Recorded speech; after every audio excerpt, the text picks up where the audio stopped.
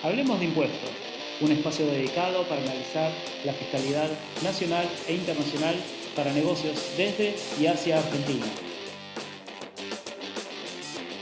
No olvides compartir este podcast con tus amigos y conocidos. Puedes encontrarme en internet en www.sergiocarbone.com.ar o en YouTube buscando por mi nombre. Ingresando a mi canal, te invito a suscribirte.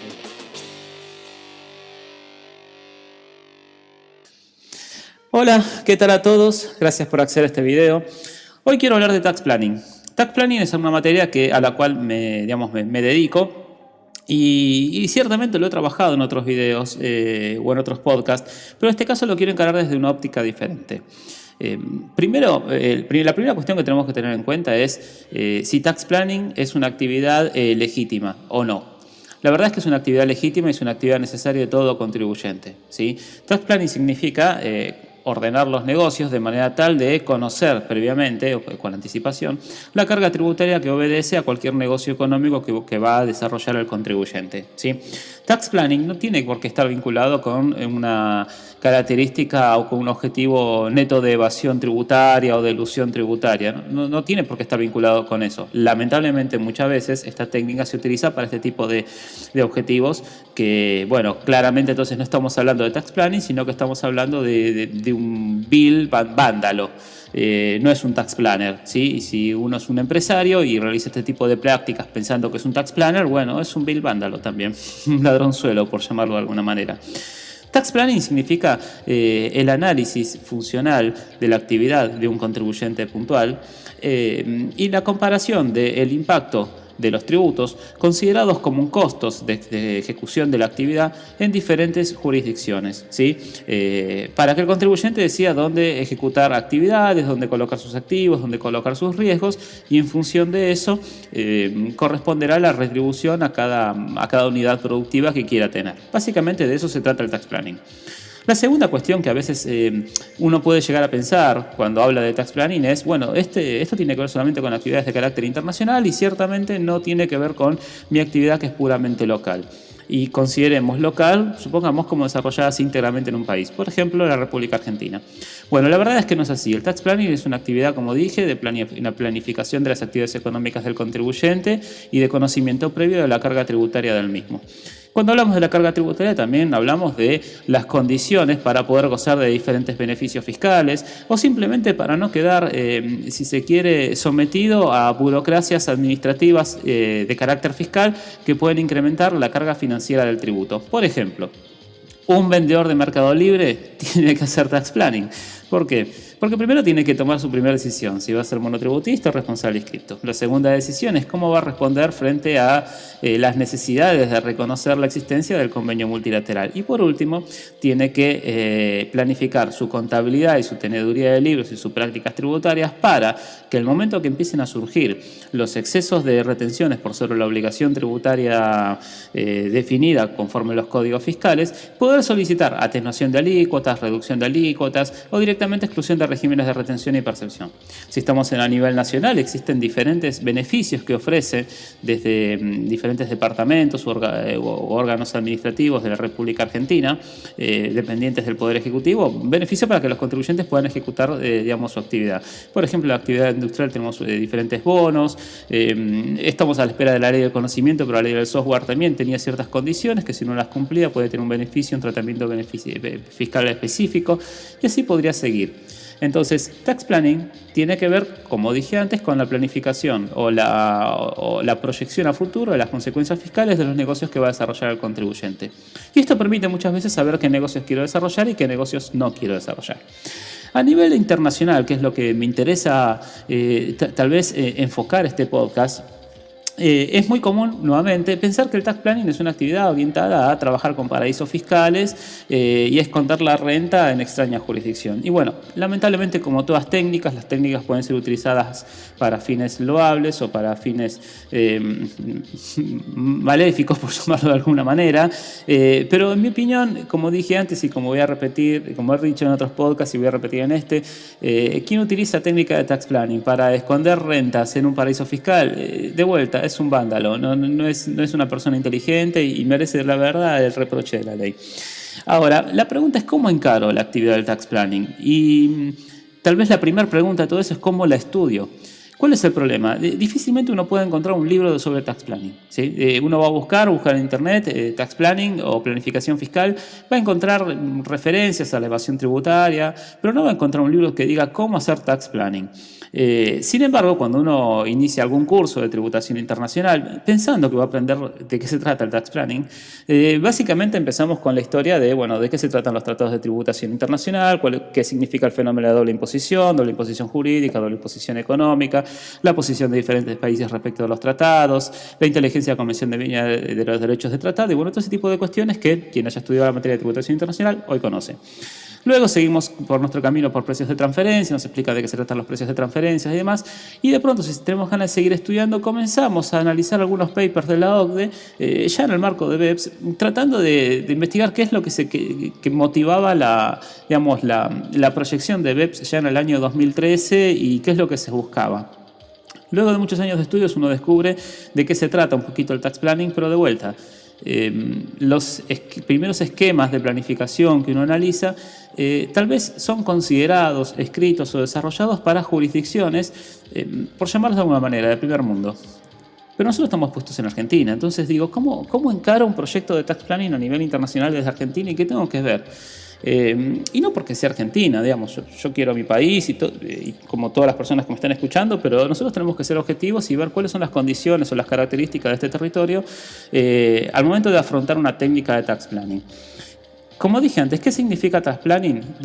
Significa desmembrar la actividad una actividad empresarial, desmembrarla, reconocer activos, riesgos y funciones y en todo caso decidir qué funciones voy a colocar en qué jurisdicción, acompañada de sus riesgos y de sus activos tributará en la jurisdicción la cual ha sido efectivamente alocada, respetando siempre el principio de realidad económica, que es un principio que trasunta las normas de derecho tributario local a través del artículo 2 de la ley OCC de 83, como también básicamente es el principio general que informa el artículo 9 de los modelos de la OCDE que habla sobre precios de transferencia. ¿Puedo hacer tax planning sin considerar el efecto de los precios de transferencia? Puedo y no puedo. Es decir, puedo reconocer el entorno jurídico, puedo desarrollar el esquema a nivel internacional, puedo reconocer cómo se dividirían las actividades, las funciones y los riesgos, pero no puedo mesurarlo económicamente. Un estudio de precio de transferencias o el análisis del esquema general a través de un estudio de precio de transferencia me permitiría conocer si las prácticas que van a estar desarrollando los diferentes elementos de lo que ahora se pasa a llamar un grupo multinacional se ajustan a prácticas de mercado, es decir, una práctica de tax planning tiene que estar asociada, una vez de lo que es el diseño o el esquema, de desarrollo, de trabajo, que básicamente tiene un trasfondo jurídico, pasarlo a lo que es la matriz económica, y eso efectivamente requiere trabajar con principios generales que informan los precios de transferencia. Ahora, posicionados en Argentina, ¿no? Y esto de pronto me pasó el año pasado cuando me llama un abogado, creo que era peruano, estaba estudiando en Suecia, y estaba estudiando una maestría en tributación internacional y de pronto leyó un paper mío publicado en un sitio de papers académicos donde yo hablaba sobre algunas condiciones y esquemas de tributación internacional, siempre considerando los esquemas que son legales y ajustados a la realidad económica y naturalmente ajustados a derecho, ¿no? Me llama, me hace un par de preguntas y estaba estudiando una maestría de tributación en Suecia, ¿sí?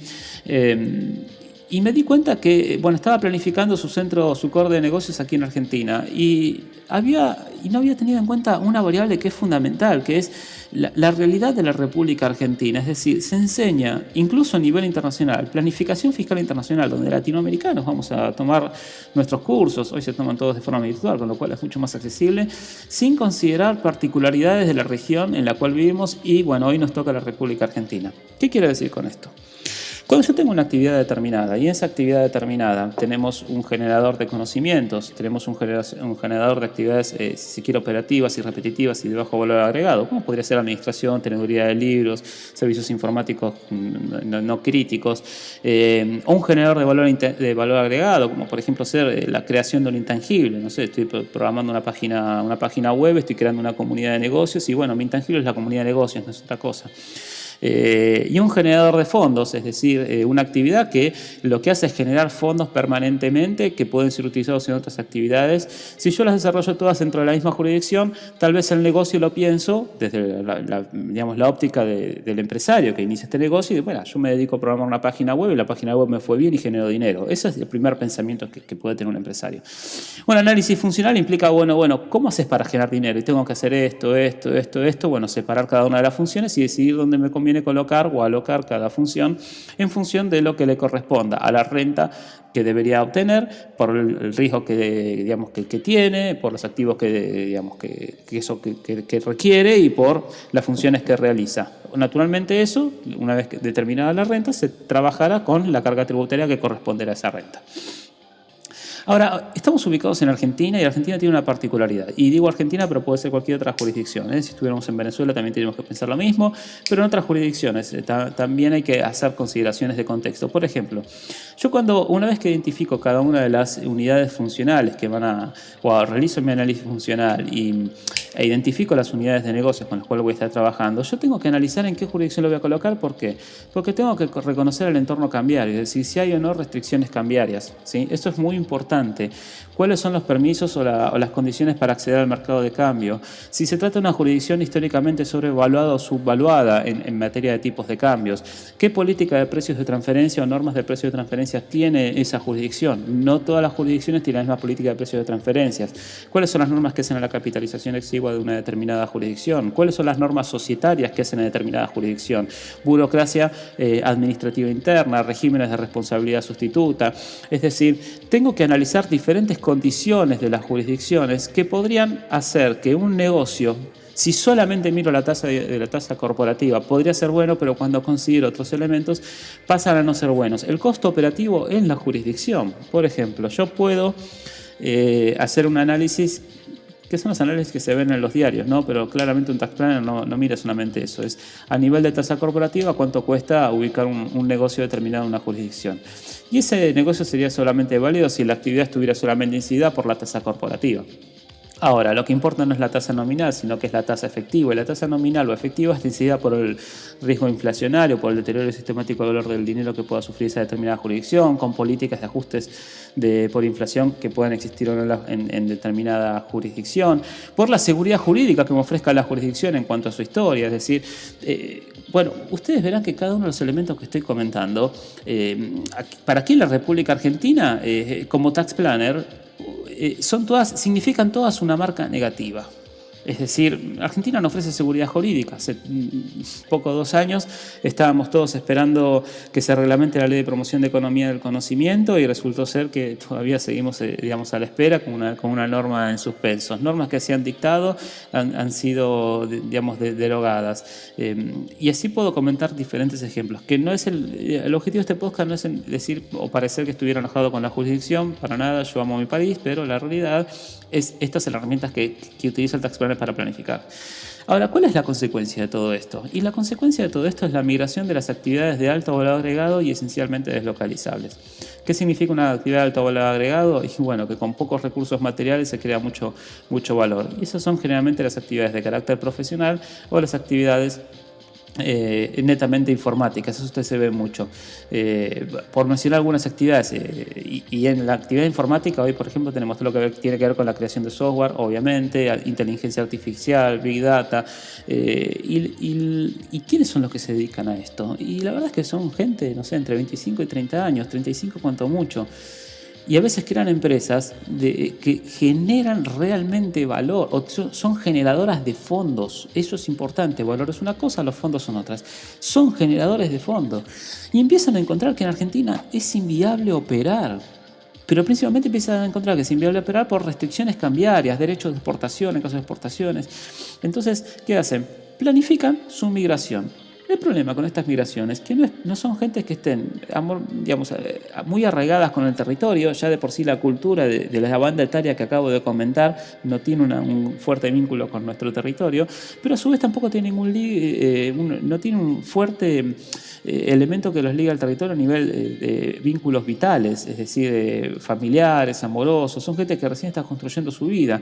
Y a su vez, como si fuera poco, todo su capital de trabajo está en su propia conciencia experiencia, en su conocimiento y tal vez en una computadora. Todo esencialmente deslocalizable. Entonces, me parece a mí que cuando encaramos un estudio de tax planning o cuando queremos instruirnos en la materia, está muy bien que analicemos los principios generales que informan a la técnica, a sabiendas de que no vamos a encontrar un libro que específicamente nos hable de esto, a sabiendas de que el tax planner tiene que tener consideraciones económicas y no es solamente una cuestión jurídica. La cuestión jurídica es fundamental, pero también luego tiene que ir a una cuestión económica y entender de qué se trata la necesidad de establecer precios de transferencias. Ahora, como país, la verdad es que creo que lo único que estamos haciendo es incentivar la expatriación del contribuyente que trabaja sobre actividades esencialmente deslocalizables.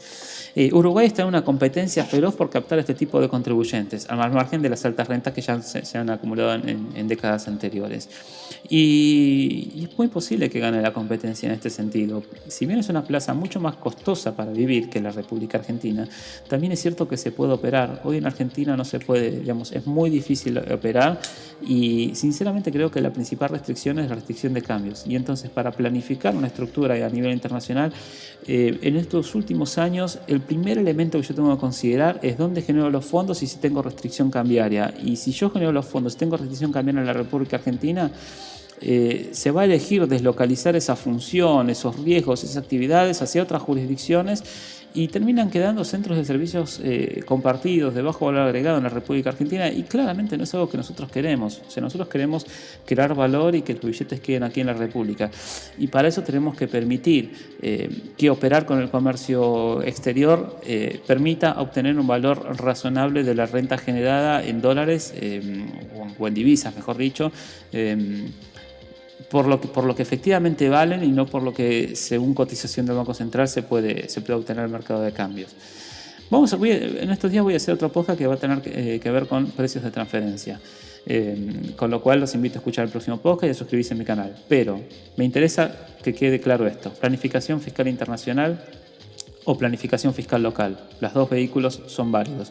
Los objetivos de la planificación internacional, fiscal internacional, consisten en conocer qué funciones, riesgos y actividades se pueden alocar en diferentes jurisdicciones para determinar la contribución tributaria que debe hacer el contribuyente en función de las normas locales. La contribución tributaria no se puede medir solamente por el impuesto corporativo, sino que aparte tengo que considerar los impuestos generales que debe soportar la sociedad, como también las normas locales, dentro de las cuales empieza a ser un factor muy importante las normas que hagan al control cambiario.